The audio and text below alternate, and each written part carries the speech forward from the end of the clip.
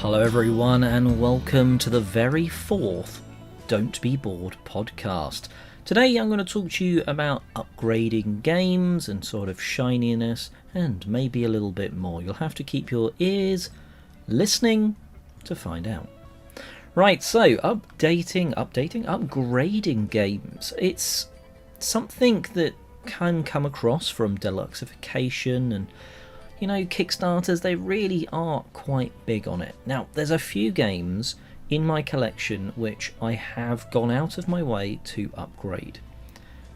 The latest one is Seven Wonders. I had the original version. I had two of the expansions, of that. And recently I upgraded and got the nice new shinier second edition. Now, I've spoken about this a little bit, so I won't go into it too much. But the card backs are sort of slightly foiled. The illustrations, it's just a little bit bigger, nicer. And one of my favourite things is that the wonders are they've always been double-sided. But you turn it round and it's literally night and day. And I'm not meaning night and day difference. The old illustrations were great. But on the new ones, the new wonders, on one side, it's like the pyramids in daytime. You turn it round and it's the same scene, the same pyramids, but at night with sort of like torches up and around and everything. That looks absolutely incredible. I really like that. The only other game that I know that does something like that is Brass Birmingham, and in that it's absolutely just a visual thing. But I really like that. Anyway, that's the latest game which I sort of rebought because of a new edition. Now, other games have certainly done this. Certain games in my top 100, I won't tell you where, you'll have to go and watch that to find out, such as Container or Big City, even Iki, and a range of others have sort of ended up getting reprints to either make their components bigger, bolder, just chunkier, more plastic, or, in the case of Iki, it was much more of like a facelift. It went from a very sort of kind of beige, crowded sort of look to a really bright, colourful-ish, but not over the top. It's not like psychedelic, but it just has some really nice, vivid pop to it, to that market in Iki. So there's a few games like that in my collection, but most of the way to upgrade your games is to sort of buy an expansion or upgrades. Now, like I say, I've done this to a number of games. The game I've done it to most has got to be Terraforming Mars. Terraforming Mars is one of my favourite games. I'm not going to tell you where it is again in the top 100, because I still to record that segment for it. So it's in the top 50. I mean, it actually might be out by the time this podcast is out. But either way, I've got playmats, which are additional maps. I've got 3D tiles. I've got wooden dual layer player boards. Now, I know you can get dual layer player boards much easier. When I got them, it was only like the Etsy aftermarket sort of stuff that you could get. There was no official Terraforming Mars dual layer player boards. And that is a component that I really do think upgrades Terraforming Mars. There's something about the sort of initial ones which were thin ass paper. They really were very thin. It just felt like if you nudged or knocked something, your whole trackers are going to be off. Now, in Terraforming Mars, often you kind of know where you were, but were you on 6 or 5? Some of them because it's like, okay, I've got my heats production to 8. I know I'm getting 8 heat every turn because that's the exact amount I need to cash in to push the temperature up one step. That's easy to remember, but it's when you're not at those perfect intervals on some of those things, like maybe you're on 6 or 7 or like 5 or 6 greenery, you're not necessarily able to remember some of those ones. Power is often easy because it's normally quite low, but yeah, it was nudgeable and ruinable. And that's not what you want in a game. So dual layer player boards for Terraforming Mars. Like I say, the 3D tiles which have come in the Kickstarter they did. I then recently there was a video on it, I actually went and purchased the extra domes that went on top, because I didn't get them in the Kickstarter. I had a little bit of fear of missing out at the time, and I thought, you know what, these are still going to look fantastic, and they really do. They really look fantastic. And then I saw some of the people posting pictures with domes, and I'm probably not going to use them every time, but they're in the box. So sometimes when we play, we'll put the little domes, nice clear domes over the top of the cities and terraforming Mars, and sometimes we won't. But the tiles, it makes that board look fantastic. And like I say, we don't always play on the regular board because we've got neoprene playmats of 5 additional maps. And those maps just vary up the placements. They sometimes give special different bonuses, like you know, maybe you have to pay a certain amount to build somewhere, but then it gives you a card, draw a card option, or there's other things that those have because they have different milestones and achievements, and that just really varies the sort of the game up, and the neoprene makes it all look very fancy and feel very fancy.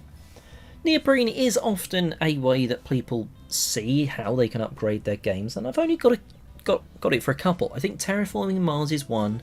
I got the one from Ankh in the Kickstarter. That's hit the table like once. Does not really need that neoprene playmat, but I want to get it to the table again, and you know, I'll certainly get it to the table with that playmat when I do, because it's just that bit nicer. It is that bit nicer, but you only really want to be doing that on a game that you really love. Like, I could see it working really well for like not Terraforming Mars, for Twilight Imperium 4. There is a playmat for that. I looked, it was a little bit out of the price range I wanted to pay at the time, and I'm not gutted that I missed that, because that just doesn't get to the table often enough. But it would make getting it to the table somehow a little bit grander than it already is. Another upgrade I'd thought for Twilight Imperium was the fact that you can get those like special things that boost your fleets above the tiles, and I'm not sure actually I like that. I like the fact that you're piling plastic ships into each other and stuff like that, and it just makes it feel like you really are smashing plastic against plastic when you go into these big battles and get ready to roll the dice. But yeah, I think there's certainly some good ways to spend money, and there's some bad ways. The neoprene mat for Ankh, that was probably a bad way to spend money because it's not been used.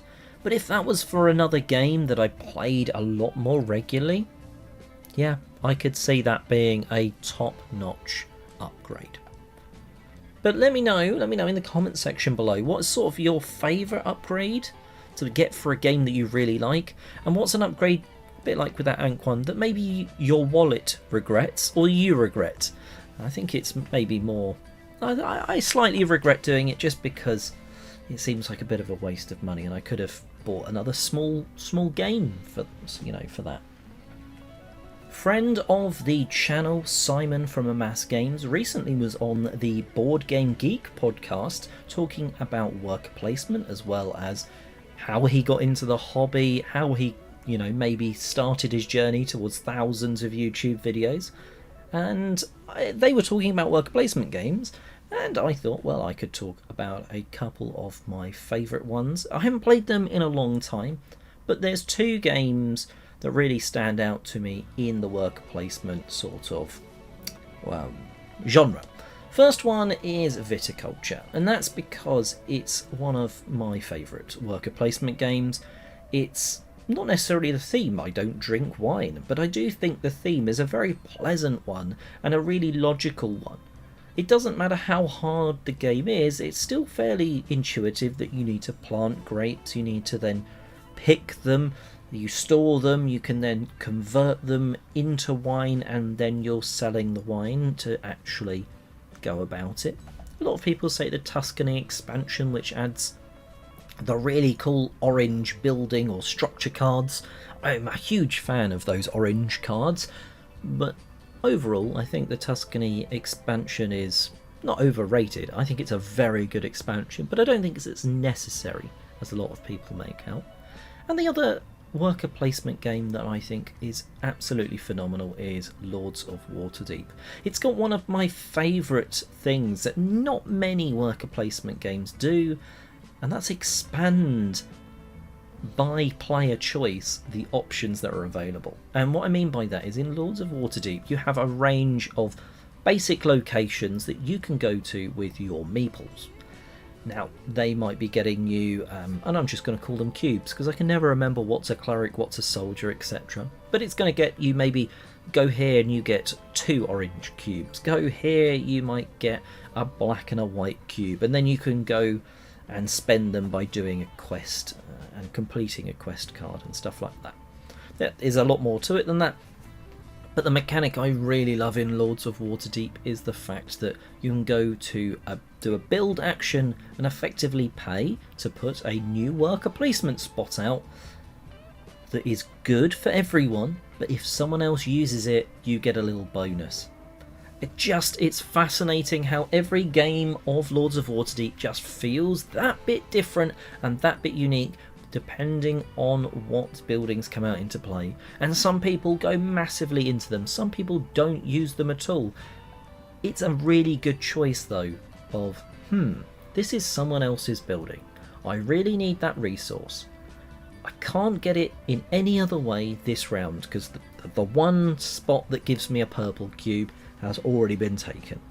But I could go to this person's built spot, I could get my purple cube, but they will then get maybe a black cube. Alright, well, black cubes aren't worth that much, maybe they don't need them. But do I want to give them that little resource? And it's a real predicament, I find. You never quite, at least I never quite know if I've made the right decision or not. Sometimes it really seems to help the other player. Sometimes it's more of a, oh, well, thanks, I didn't really need that, and actually I was hoping to use my own building. So, you know, you've got the choices there, and that's why I love Lords of Waterdeep. But I thought I'd throw my sort of hat into the ring talking about worker placement games. And as you might guess, I've actually recorded this a couple of weeks ago. So yeah, that episode, I think it was like episode 13 if you want to go and listen to that and hear what Simon, again from Amass Games, picked as his worker placement picks. Go and check that out. I'd highly recommend it. And last but not least, I always like to talk about a game that I've played relatively recently. And today I'm going to talk to you about Cartographers. In particular, I can't actually remember if it was Cartographers or Cartographers Heroes, but it was with the Frozen Expanse, the Frozen Lake expansion. Now, this is not a sort of expansion that I would throw brand new players into, and I also don't think it's going to be for all Cartographers fans. And that's because of the scouted spaces, but we'll come on to those in a minute. The whole point of this map is effectively there are on either side a smaller or a slightly larger lake. If you manage to go all the way around it and sort of encircle the frozen lake, you get some coins. That's a really cool part of it. That's kind of what the map is. But then on top of that, it's got these scouted spaces. These scouted spaces completely change the way you play Cartographers, and that's because in the game, when a card is flipped over, it normally gives you the option. Do you want to use, you're going to be drawing this shape, this like L Tetris-like shape, and you could draw that in forest, or you could draw that as like water. Right, that's your choice. The next card, maybe it's 2 different shapes, but it has to be the wheat farm that you're drawing. So that's how the game works. Normally, you can just sort of add these anywhere and slowly work towards the scoring conditions, hopefully as well as you can. The scouted locations are sort of slightly faint, drawn in, automatically already done on your map, and it says like this has to be, with scouted ahead, this has to be a village, this has to be some water, this has to be this. And it doesn't feel as free as Cartographers is normally. Now, I like the puzzle aspect. I really do like the puzzle aspect of trying to work with that. And it meant that in a lot of cartographers games, you get to the end and you're still able to use every single shape. And it just meant we weren't able, a lot more of us round the table, weren't able to use the shapes coming out of the deck. Which means you just basically get like a 1x1 square that you can draw of anything. And I'm not sure. I like it. I think it's different. But I'm not going to be wanting to play it every time I play cartographers. So there is this bonus scoring, and it's you get a point for every one of those scouted spaces that you've done. I kind of wish it just flipped it a little bit, and that's what we scouted ahead years ago on an old map, but it might have changed. And you can draw anything you like over it, but if you draw the correct or the previously scouted thing over it, then you get the bonus points. And I think that would be a better choice than sort of the railroading in of this must be water, this must be houses. It just would put an extra choice on the players of, well, if you don't draw a house over this, you're not getting bonus points, but you're maybe able to use it for this other scoring objective. We just found it was a little restrictive, but a good challenge. I say it's restrictive like it could be bad for some people to think of it like that. For others, you might enjoy that.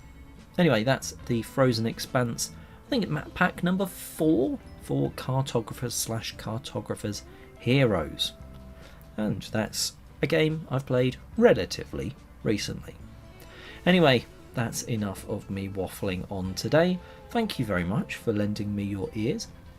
If you haven't already, please do go and watch my top 100 of all time. It'll probably be linked somewhere. If it's not, just go on the channel and have a look. It was a lot of fun putting that list together, and it's a lot harder than it actually looks. Anyway, until next time, thanks for listening.